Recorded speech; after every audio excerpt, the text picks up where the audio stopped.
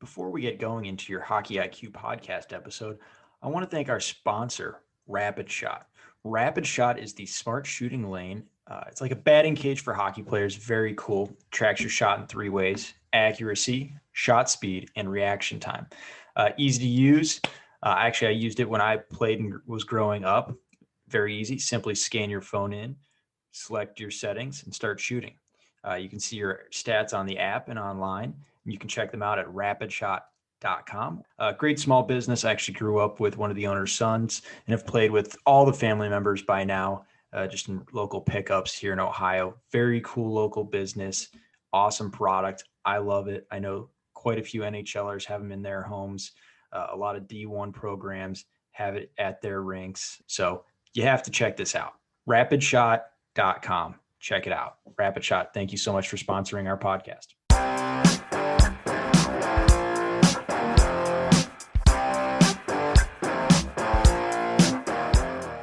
That was a wonderful episode, Dan. I'm excited to share this with everyone. I think this was absolutely groundbreaking for some people. I definitely learned some things, easily the most notes I've taken so far. Ted was wonderful to talk to. There was so much. I don't even know where to start on what the takeaways all were. I'm going to have to digest this before I fully form some thoughts. Yeah, super interesting guy, tons of experience. He's played and coached in so many different countries and leagues that he's just got a ton of, wealth of experience, and he's kind of seen it all. And I think the thing I appreciate the most is that he's not afraid at all to let his, his methods evolve over time. I think that's something that's really easy to just kind of get stuck in a rut and just do the same thing year in, year out. But Ted has managed to stay fresh and, stay one step ahead, I think. And that's what's made him so successful. So I had a great time chatting with him. Yeah. And I love the idea that he had of empowering his players, letting go, just kind of sitting back and allowing them to find their own path and what's best for their development, having that two-way street. I think that kind of gets lost, but it starts with understanding your players first and foremost. And I can tell he does a great job of that and went deep, even asking us questions before we started recording. For sure.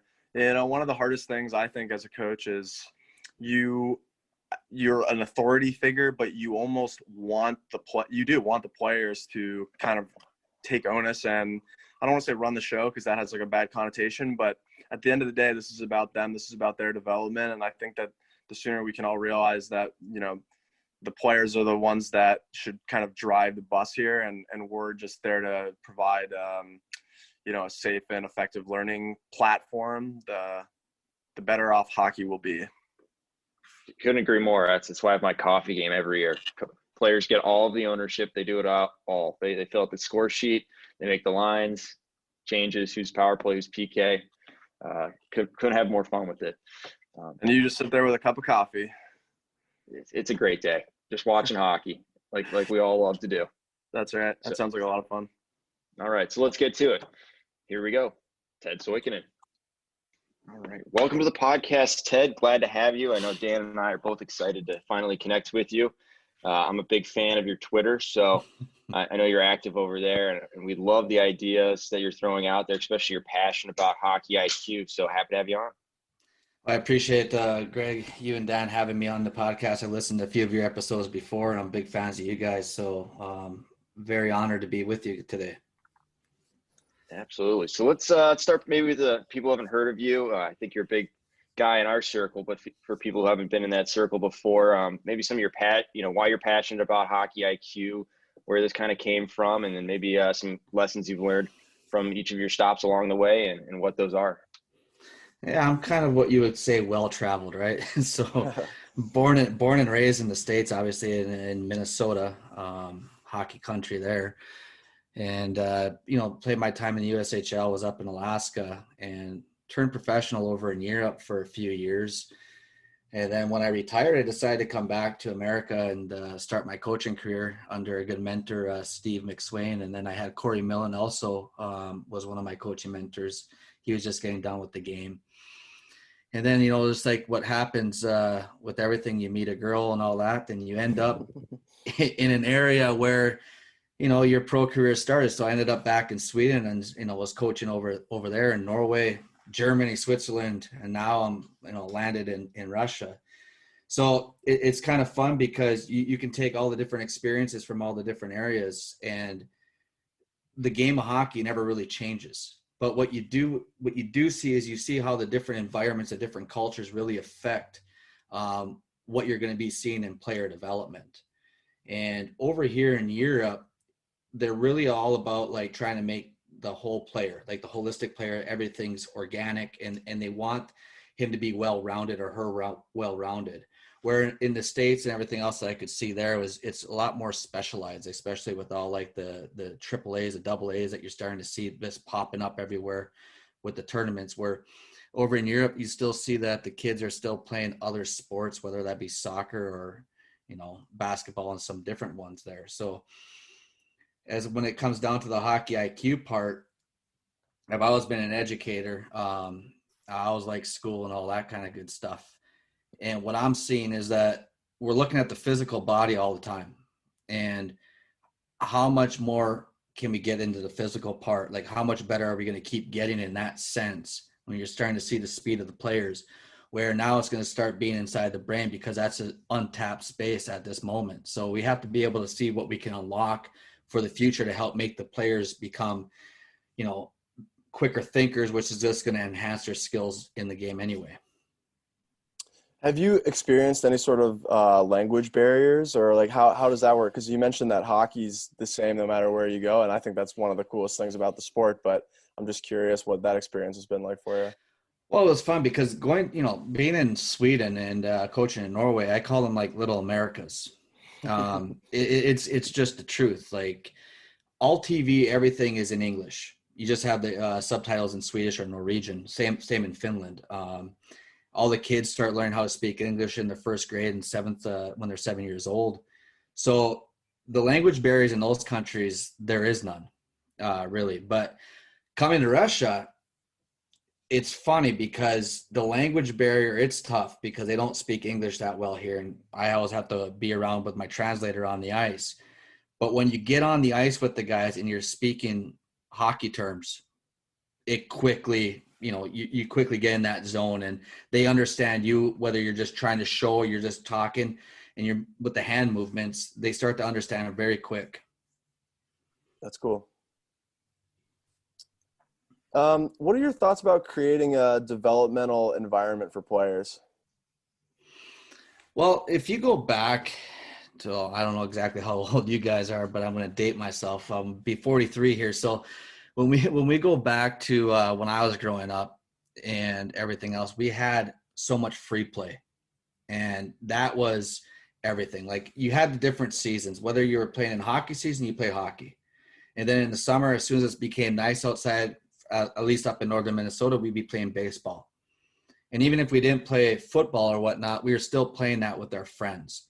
So that free play was always there. And especially during the winter, our parents never had to pay for ice. We never had to go to like special camps. We never had any of that. But what we did, we had all the outside ponds. And we were always out there playing with the neighborhood kids or whoever was going to be coming on the ice. It didn't matter which age limit they were. And I think for the development side of that, we've really lost that. We've lost touch on that because everybody wants instruction. And when we instruct too much on kids or on adults or whatnot, we start computing them into being, we're doing their thinking for them, where they're not being creative anymore. And we're taking away whatever their natural abilities are, and we're trying to make it into what we think would be textbook. Couldn't agree more. And I always had the frustration of kids almost like following you to the T too much. Like I want them to question me a little bit and have some more questions because, like you said, it's all about being creative and problem solving. That was my favorite part of the game is a forward.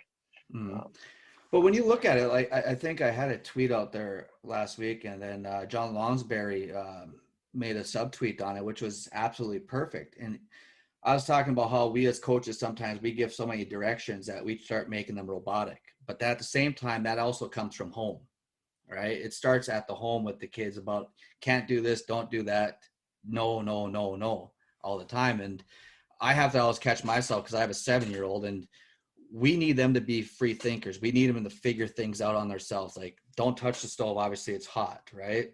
look both ways when you're going to cross the road, because they have to start to understand why. And I think that's the same thing that when it comes to the hockey rink, we want everything to be perfect, because if it's perfect in that sense, that means that everything's going to flow. We don't want to see chaos, because if we see chaos, then we get into that mental thinking that mom and dad are watching practice and it doesn't look good. They don't think that their kids are developing. So we try to really form fit everything. And what we need to be able to do is sometimes take that step back, because the learning process, you really can't see what's happening inside that brain. You don't know how hard they're working upstairs and that mental bandwidth that's happening. And at the same time, what you're talking about, that question area, is as a coach, a lot of kids are scared to approach the coach, because, they've been told so many times to do things. So they get a little bit, taken aback. So they're trying to be a pleaser, where we want to be open, where they can come in and talk to us and give us and express their feelings about different things. Because when they're able to do that, that's when we're going to be able to say, okay, hey, maybe try it this way. Or let's take your example and go for it. Let's see how it works out. It's a two-way street. I agree. I even have a coffee game, I call it. Kids run the entirety of the bench. I just sit back there with a coffee. I don't drink coffee, but you can imagine I do tea. Right. And they just run everything. So it's my favorite game of the year, because, too many men penalties are pretty much guaranteed. Someone's going to screw up a line change. Do we have 4 forwards now instead of 3D or 2D? What are we doing?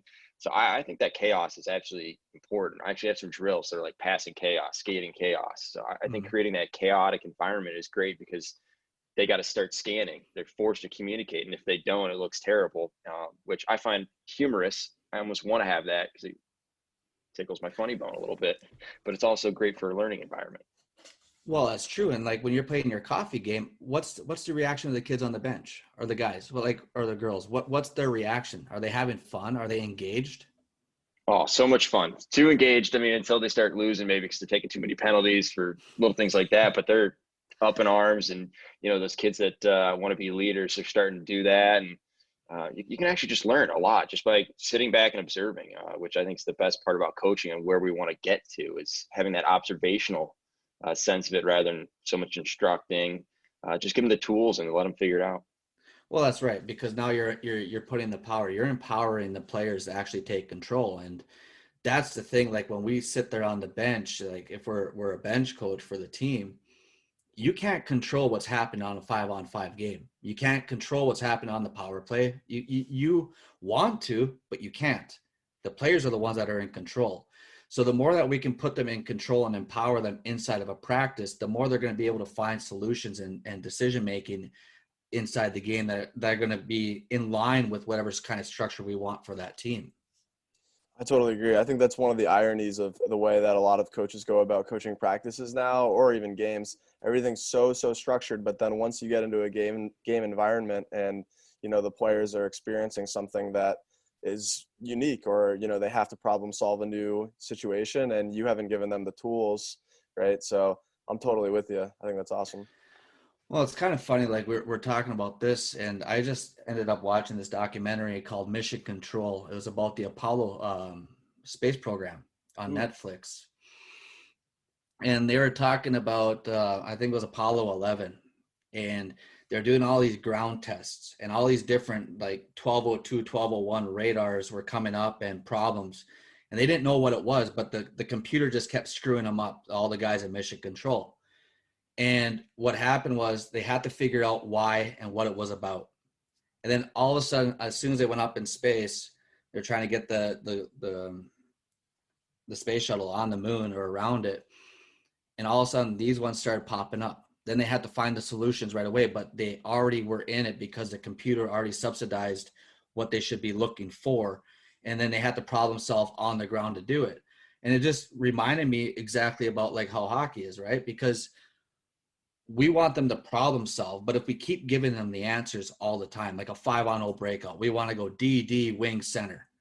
All right, that's great. That might happen once in a game, exactly that scenario. But what happens if it goes D to D, wing to D, back to the D, out the other side on the weak side? Well, how are we making sure that those players are supporting and helping one another to be able to make these passing plays and go. Well, then you have to sit there and look at, all right, so how do I put them in that environment during practice? It may not connect. We may get scored on in practice, but guess what? There's no scoreboard there. Nobody cares. Now you can sit there and you can step in and be like, all right, when you see this happening, what can we do? How do we fill lanes? How do we support one another? And now you start putting that power. You're not getting mad at them. You're just trying to work through the problems with them. So they might encounter it later where they're going to be safe and be able to be confident in there. I think that's huge, of allowing them to find the solutions and ask the questions. I don't know. I don't want to be ever involved in a practice. I just want to be able to ask or create the environment and then ask the questions as it's going through and kind of observe. I think that's critical. And I don't know how you've seen it, but definitely teaching a hockey IQ through the ages and kind of looking how the players age and their mental state has been interesting for me as a coach, and how you kind of change the perception as you go along and the questions that you're asking for those players. Do you have an experience doing the younger guys, or are you mostly with the older teams? I've had experience with the younger teams, like doing camps. You're with the younger guys. We have the young age groups, and my son, like I jump out on the ice here and there with my son, who, like I mentioned earlier, is 7. And one of the things that you get into that debate is that they talk about you can't teach tactics too early. And I know that gets floated around everywhere. You don't want to be teaching tactics and all that. And I always counter that as saying, why not? Why not educate the kids about like what hockey tactics are? What's a 2-1-2? What is support? What are all these different things that we do have? What's man on man? And not saying that we're going to make them do it, but let's give it to them. Let them absorb it. Let them start to understand it, because as kids, the youngest ages, they're sponges. They can suck everything in, and they're going to be able to use it to whenever they're going to see and feel the need to use it. And I always bring the example up of my kids. We're a multilingual family, and both kids, my daughter, she speaks 5 languages, and my son speaks 3.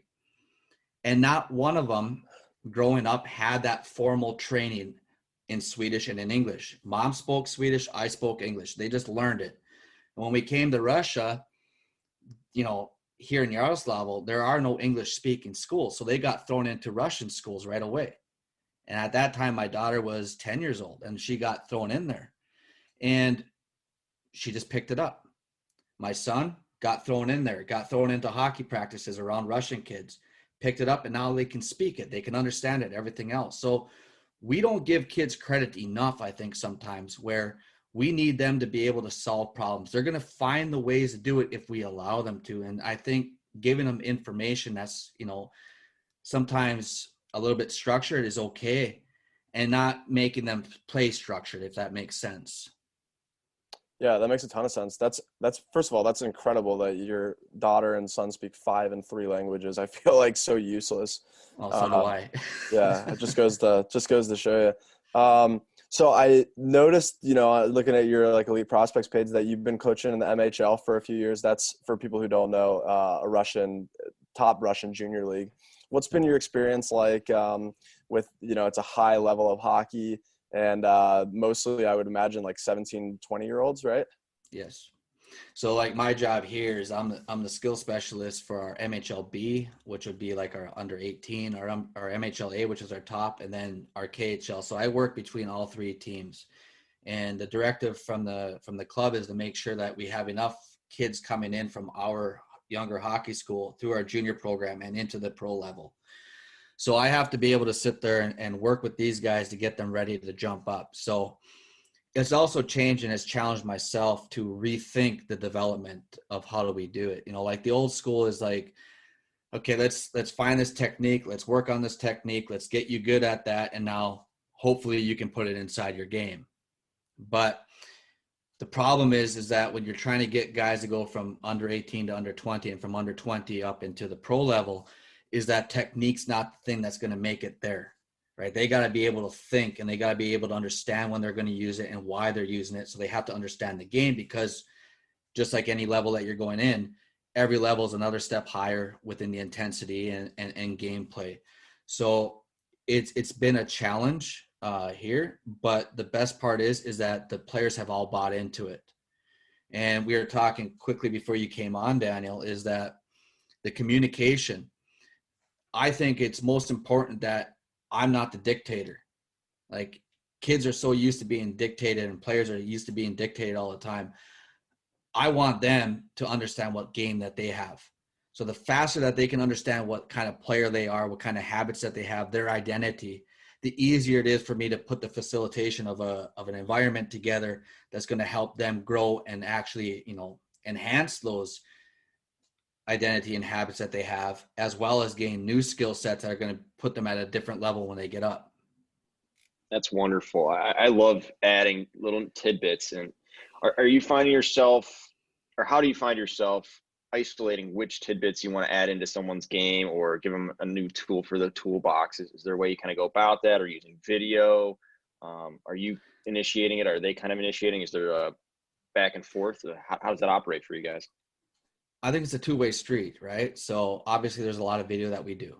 And I think video is one of the best teachers. I don't necessarily believe that watching NHL video for these guys is something that they need. They need, and I think all players at all age levels, if you're going to do video, they need to see themselves.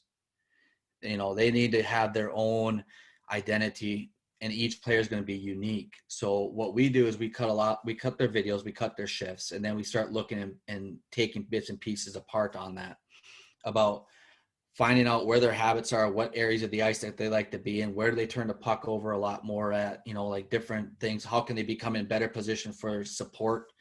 And then what happens is that we take that and then we facilitate it into the environment that we're going to have on the ice. So what you can see with our players is that instead of having a big group, we cut these groups down, especially when we're working on skill development between 6 to 8 players.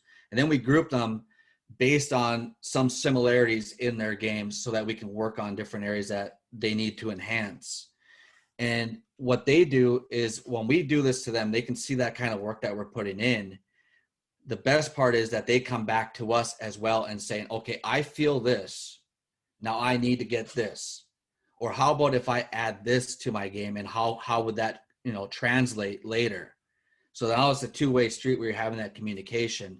But video is probably the best thing, but it has to make sense to the player. It can't just be random video like you want to add some kind of new stick handling move or whatnot. That's not his game.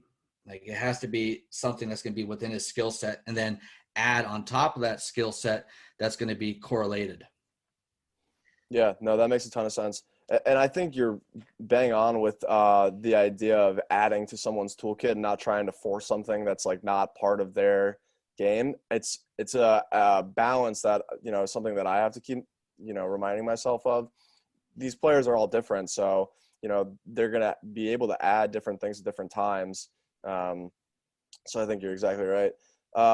What do you feel today that players, this is kind of a blanket question, but like should be working on that they're not doing enough of? Oof, that is a blanket question. Thanks for that one. But no, I think if you're looking at the trends as of how everything's working today, you see a lot of stick handling, you see a lot of skating drills, you see all these different things, and everybody wants to be the full round package. They want to be that skilled player. And what I think is that you're seeing a lot of kids that are becoming highly technically skilled. But what's happening is that they're highly technical skilled within isolated environments. So if that's at home and the kid's shooting pucks and he can rip every single corner, but he's standing still doing it. So he looks beautiful when it gets posted on Instagram. But then also when he gets on the ice, every time he shoots, he's got to be standing still, or he's got to be gliding into it, and it's got to be picture perfect. And they're passing up things. So one of the things I always tell players is you're going to work on your technical skills no matter what, off ice or on ice. But you got to put yourself into contextual, a scenario where your feet are moving and you're going to let the puck rip somewhere. And you got to always be thinking about, if I'm going to shoot from this position, where's that goaltender possibly going to be at? Am I off balance? Am I off balance a little bit? And, just always putting yourself and challenge yourself to be in different positions while you're trying to train things. It's that old saying, repetition is repetition, but you want to have repetition without repetition. So how can I vary every shot? How can I vary every stick handle? And how can I start to visualize and imagine what I'm actually working on and how it's going to work inside of a game? Man, you speak to exactly how I used to train myself. Was like, all right, well, this is getting easy. How do I do it different? Yeah, I should be in the NHL by now, but no. We all should. And it kind of goes back. I feel like talking about those things, video, how you work on things, it's almost, you get better at it after you quit playing. Yeah, I feel like I was a much better player the 2 years after, when I actually started figuring out how to study the game, how to actually watch film. I feel like that's important. So I've been doing that with my group, is teaching them how to break down a technique, how to watch film. Take your eyes off the puck. 99% of the time, the puck carrier is the most useless person on the ice. It's everyone else that's then going to make it happen. Seems like you're working a lot towards framing things mentally on how they should train themselves rather than so much on the technical side. Right. So, like, what's the big game that all the kids have out there now? Fortnite. All the kids want to play Fortnite, right? Yeah. And what that is basically, it's fantasy land, right? It's a fantasy land where the kids just get engulfed in it. And one of the things I always tell guys is, like, if you can get engulfed inside of a video game in that sense, how can we not make hockey somewhat like that? Like, if you watch a normal kid who's 5, who's 6 years old or whatever, they're outside playing. They got dinosaurs everywhere. They've erected like this huge castle. And we as adults, we have to, pretend that we're back in there. We have to get into that mind of the 6-year-old. And what happens is that we take the creativity, and that imagination starts to go away as the kids get older, and then you become us, and it's like, okay, that can't happen. But why can't it happen? So, like, when I talk to like young kids, when you're out in the driveway, imagine playing like you're in the Stanley Cup. Like what we used to do all the time when you're playing street hockey. You're in the Stanley Cup. You're Wayne Gretzky. You're Mario Lemieux. You're doing these things. And the power of visualization, the power of imagination when you're out there by yourself can be very, very good for you, where you can be able to see and enact these different things out instead of just standing there and stick handling around two pucks that are laying down on the ground, working on your figure 8 stick handling. Well, great, your hands are getting better, but once again, your feet aren't moving, your body's really not moving. So how can you contextualize that and visualize how it's going to actually affect you in the game? Yeah, absolutely. I remember when I was a kid, I used to say that I was on a line with Sakic and Forsberg, but I never got the call. So no, never got the call. I was with Guy Carbonneau. That's the old Montreal days. That's awesome. So you got, a really interesting background with tons of experience with different ages, different countries even. Is there anything that you've kind of changed your mind about over the last few years? Yeah. I think the biggest shift for me has been actually taking the control out of my hands and putting the control back into the player's hands, because I have to understand, and I think most coaches have to understand that, and we talked about it before, it's the player's game. So how can I just be a facilitator for that? How can I be an advocate to the player to be able to put them back inside of control, at the same time enhancing them to where they need to be at? Because at the end of the day, they're going to be the ones that are going to make it or break it. It's not us as coaches that are going to do that. But what we can instill in them is we can instill the confidence. We can instill, that insight that they may need. But we don't want to be that person that's going to be always that guy that's like, okay, this is why that failed. Now do it. Now fix it. We can't have them leaning on us that much. So the biggest thing for me has been the environment that I've created on the ice. A lot of the drills have gone away from trying to manipulate different stick handling and shooting scenarios or passing scenarios to where it's going to look perfect, to just being in that side of that controlled chaos. And then at the same time, taking a look at the video and saying, all right, how did you preset that? Do you understand why it failed? And what can we do different from the next time? And it's not going to be exactly the same, but it will be similar to it when they go back and try to do it again. So just basically for myself, putting a lot more of the control back into the player's hands. That's awesome. And how, I feel like a lot of coaches struggle with this is almost if you give them that environment, then just let them explore it. How do you speed up that process? And then being able to give them the tools without putting them in a box and they just go back to that exact same situation, is almost finding that nice point to mesh the two of creating the environment where they're in charge and then giving them enough tools and expanding that vision that they're going to have, the problem solving selections that they have.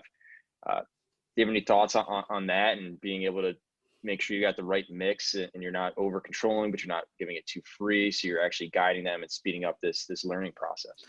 Well, I think that's all going to boil down to is how well do you know your players of your team? I mean, you can't go past that. I mean, if you're a U12 coach, you better know every single player on that team. You better know his strengths or her strengths and their weaknesses at the same time. And then when you're going to be making practices, how can I put constraints inside of that practice that I can actually take away to make it a little bit easier, so have a little bit more success rate? And then how can I make it a little bit more difficult as well to challenge them, to make them feel uncomfortable? And then putting them in situations if they don't want to do certain things, how do I force them to get into that situation so that they can try to expand themselves? It's not like there's not like a clear-cut answer to any of it. It's just all experiment. And that's one of the things where, as a coach, you have to be able to sit down there after practice and reflect on what you just had out there. Reflect on exactly what each player did.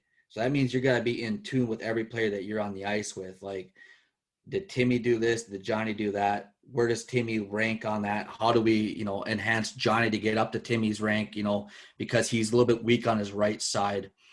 And then you have to be honest with yourself. Like, okay, that wasn't a great practice. I screwed up. Okay. That's my problem as a coach. I didn't do that. I didn't facilitate it. So how do I, rectify it the next practice? So it's always that evolving process where you just can't sit there with basically what I call drill seekers that just want drills and they have that book that's already pre-planned for 9 months. You can't have that. You can have an idea of the principles you want to work on, but you got to continually go back and evolve and then shape your practices to where your development of your team is at. And that's per player. That's so true. I hate it when I just have like perfect drills going. I want my practices to almost be screwed up. And again, getting to that point where you're just almost like observing and you're able to make those tweaks on the fly. I think that's really powerful. And I mean, it took me a while to figure that out, longer than I would have liked, but glad I figured it out. I mean, what do you think is the important part in coach education to get to that spot? Or maybe start with some background on how you educate yourself and continue to go about educating yourself and finding those tools. Is it almost just doing it, or are you finding external resources, pulling from other people? How does that all work? Well, I think like all of us that are in hockey, for example, we've all played at certain levels growing up, right? And we found that passion, that love, and everything else. So it doesn't matter which coach you had along the way, you're always going to pick up bits and pieces from them, whether they're good or whether they're bad. And that's how, you get into that game and, okay, I remember this is what my coach did. But the problem is when we start doing that is that every 5 years, even every year, what happened then is already outdated in a sense. And when you're looking back, if we grew up in the 80s and the 90s, that's outdated because the rules have changed. But at the same time, you got to be able to, as a coach, if you want to educate yourself, you got to look to other sports as well. I mean, you got to look at basketball, like when you had Phil Jackson and the Bulls, they had the triangle offense. Well, if you look at hockey, we're all about triangles as well, right? So every time I have the puck, I should have two options to be able to pass at least, right? So I got to be trying to figure out how I got triangles. You're starting to look at soccer, and when you're looking at those guys, you see how much they possess the ball and how important that is in the game. Well, then you take a look back at all the way back in the old Soviet days when you had Tarasov and everything else, when the Soviets were crushing everybody. And they played a very positionless game. They controlled the puck. They made sure that the rushes were good, and they always were bobbing and weaving everywhere.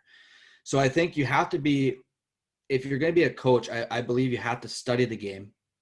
You have to be a historian of the game to understand all the different time periods that we've gone through, right? So taking what was good in those time periods and trying to mesh them together and how that's going to work in the future, understanding what other sports are trying to do, because any kind of invasion sport is going to help us anyway, because they're just going to have different tactics. So how can those tactics, work for us, and how can that development model work for us as well?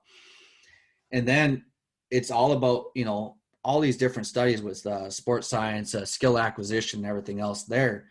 There's, everything on Google Scholar or whatnot, download different things and read them and take what you believe is going to benefit you and get rid of the other stuff. You have to be able to see what's going to fit you and what's going to fit your team. So I don't think it's a never ending process, because what happened today, like I said, tomorrow is going to be gone. So you got to figure out how we're going to continually build and evolve.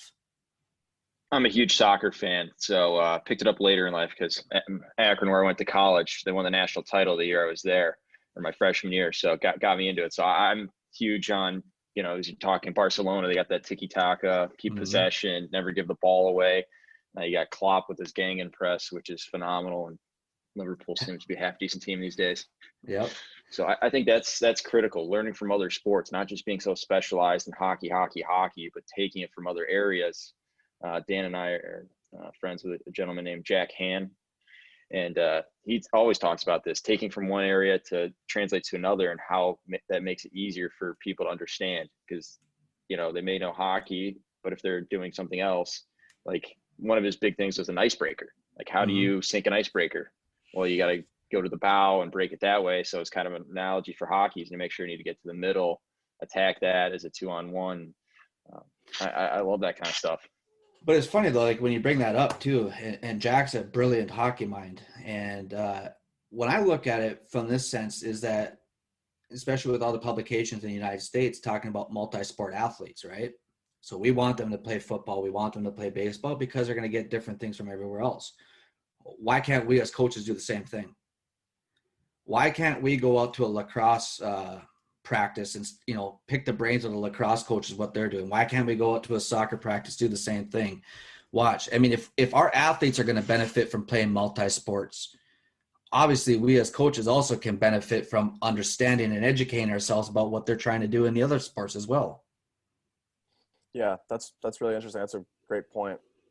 I want to talk about your players a little bit. What kind of onus do you put on the players to, we can give them the tools, or we hope to give them the tools, but what do we expect of them? What do you expect of them?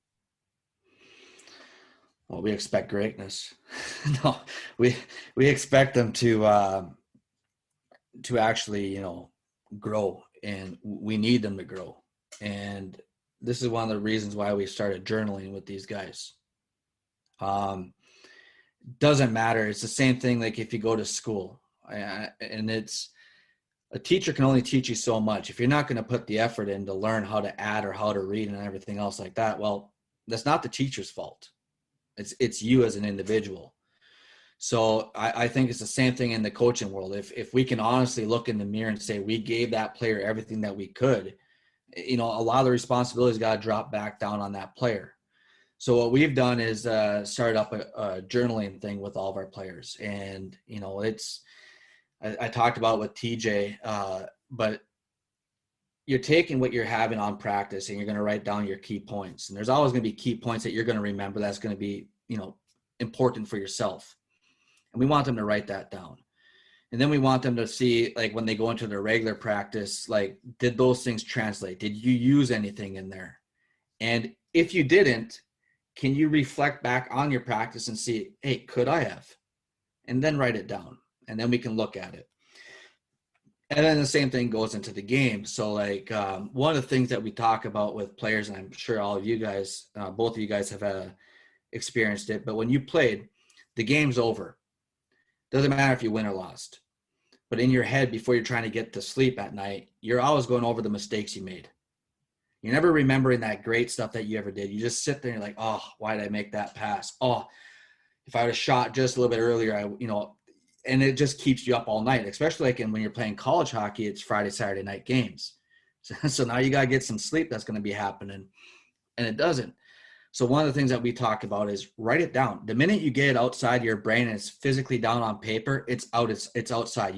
There's nothing else about it. Now it's physical. So now it's there, and now you can look back at it tomorrow. But at the same time, I have the guys write down 3 parts, because it's usually about 3 or 4 times, but 3 areas where you could have done better, a mistake that you made. But then I want them right after that are 3 positive things that you did in that game. So when it gets written down, I want them to end that night on a positive, and then we relook at it the next day. And when you look at it the next day, those negative things are okay. It just happened. It was what it was. But all of a sudden, when you can start to write things down, you start becoming a lot more of an owner of your own game. I've been journaling every day for the last year and a half. Like I had never done it before then. And it's incredible how much it changes the way that you perceive. You're right. Like as soon as you have your thoughts on paper, I do it online, but as soon as you have your thoughts out of your head and on a ledger, it's crazy how it's like so freeing, and you can really allow yourself to kind of move past it. And also, like, selfishly, it's also a great way to be able to catalog, like good days, bad days, and kind of reflect in hindsight. So I'm with you. I think that's fantastic. We have a note here that parents are not allowed to watch practice. Is that current? Is that like for the MHL teams, or it's for like everybody? It's for everybody. Yeah. So yeah, so last year our under 7s, my kids team, parents in our club here from under 6 all the way through, they're not allowed to watch practices. I love that. There's I was talking to my buddy, I don't know if you guys, Dave Laszlo, he coaches, he's an American guy, he coaches in Norway. Just talked to him yesterday. And they're talking about it because now during COVID times that the parents can't be in the arenas at this moment. So he's like, how do we continue this? Because it's so freeing as a coach. So I go, well, you could do what we do here. So in our rink, all of our practices are videoed. It doesn't matter what age group, everything's video for our coach of coaches that are going to go through it with during their meetings. But there's a old TV that sits inside the lobby and it streams the practice. So the parents can watch it, but I'll tell you what, you can't tell which kid is yours on the ice. You can't see anything. You can't hear anything. And I mean, I think parents are vital, and they're a vital part to our game. They are. But you never see a parent inside of a school. When the kid's in school, the parent doesn't sit in the classroom with them when they're going to school. And I think it's the same thing where when we're looking at hockey, I think hockey's got to be looked more like an educational system at the same time. We're educating them in sport. We're educating them in different areas of life, teamwork and all that. And I think that a coach can be a lot more freer with the way he's going to coach and interact with his team and the drills that he's going to do and communicate with them, if he's not always looking over his shoulder to see what parents are talking about, or if they're on the bench and they're, all that other good stuff that happens with parents. Or you didn't talk to Timmy enough today. Oh, why did Johnny get so much attention? Oh, why did you make that pass? Why did you cut that rep short? It's like, for us, our coaches, they're a lot more free. And what you see is that the kids is the best part. Because once the kids get dropped off and they get in that locker room, it's like, it's fun time for them. That's right. Oh, it's been great at our local rink. The kids are way more talkative and interactive with each other now. I don't know if it's like, I'm with my parents, but now it's just you drop them in. And it's been a great experience, obviously as a coach, but even better for the kids, I feel like. During COVID times, as much, it's annoying to have the masks and all of that. Yeah. But it's been cool. I don't know. Is there an area you love about coaching in Russia more than most? Yeah. Like it's weird to say, like, I think of Russia as home right now. I really do. Like, but the respect that you have from kids of all ages, and not just myself being a foreigner in the club, I'm talking all the other coaches as well, is like when a coach comes in there, all the kids always come up and they're always like, Здравствуйте. They all come up, they shake the coach's hand, every age level. And when the practice is over, they're all coming up and giving you fist bumps, like spasiba and all that good stuff, saying thank you. And what you see here with the Russian kids is that they're very appreciative for everything. Very appreciative. You see some of the kids with like the beat up skates and, like the beat up sticks and stuff like that, because, it is an expensive sport, and a lot of parents don't have that kind of money, especially here in Russia, to be able to do everything. But the kids are so appreciative of everything. And when they're on the ice, they're very attentive. You blow the whistle here, doesn't matter which age group. You blow the whistle, there's no pucks being flown around anywhere. They're right at you so quick. And mind blown. Absolute mind blown. I like my son, he's off the wall from time to time. Like, he's his own personality. And I'm like thinking to myself, I'm like, this isn't going to be good. And, I go out on the ice. I was helping him a little bit the first couple of years out there just because of language and making sure he was okay. And I was helping the other guys on the ice. But the minute that whistle blew and he watched the other kids go to the coach and weren't screwing around with the pucks, boom, he was right there with them. And it's just, when you're in Sweden, like, Swedish, they have a great hockey system and everything else, but the culture here is just different. And I really like it. It's a little bit of discipline, but at the same time, they have their own personalities and everything else, just like everywhere else. But it's a disciplinary environment. No, that's wonderful. Well, we're approaching some time here. I want to make sure that this is a good time length. And I think we have so much more to unpack with you. So we're going to have you back on at some point. Hopefully everything's back to normal and you're back on the rink, having no issues again, and your family's able to come back. But at this time, I like to give 2 minutes. Anything you want to talk about, anything you want to plug, it is all yours. Floor is open. No, like, I remember reading the emails, you're talking about plugging something, like, it's in a couple months, I'm going to have a coaching mentorship group, like a mastermind group that I'm going to be putting together starting in October for coaches. So we have like a learning environment that's going to be coming together off my website, suihkonenhockey.com.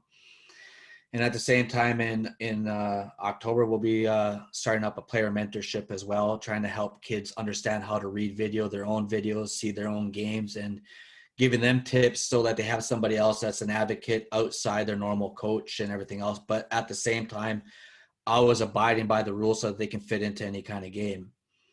But my biggest thing for everybody that's out there is I think that no matter what is, start to try to lose a little bit of the control, a little bit of a grip that you have. And most importantly, and I can't say it enough, but actually try to understand every player that you have. Understand what the level you have, where they're at developmentally, and put them in environments that's going to be creative. It's going to be fun. It's going to be challenging, because no matter how much technical skill that you work with the player is, if they're not making decisions, they're not becoming skillful, because technique is technique. How you use that technique within inside of a game, that's real skill. And how you use your teammates is even more skill. Well said. So it's like you practiced it almost. Right. No, I didn't practice that one. No, wonderful. Well, thanks again, Ted. Really appreciate you taking the time here to come on with us. Dan, you got anything? No, that was a lot of fun, Ted. Thanks for your insights. I had a good time. Thank you. Thank you guys so much for having me on. I really appreciate it.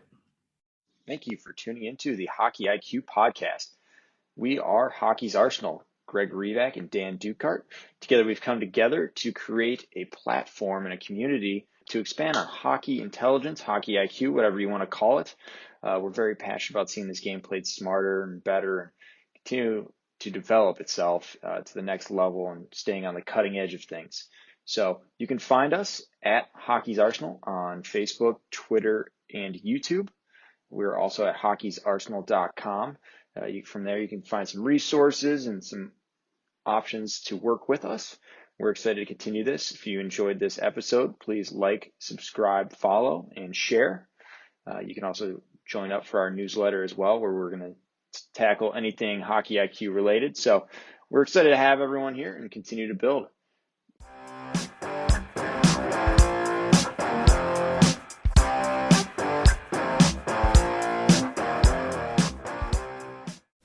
That concludes this week's episode. Thanks for joining us here at Hockey IQ. If you haven't already, take a quick moment to hit that subscribe button, give us a thumbs up, and drop a review. If you want to be a great teammate, even recommend us to a friend. You can follow us at Hockey's Arsenal on Twitter and Instagram. Check out the website hockeysarsenal.com where you can subscribe to the weekly newsletter. You won't regret it. Catch your buttes here next week for a brand new episode.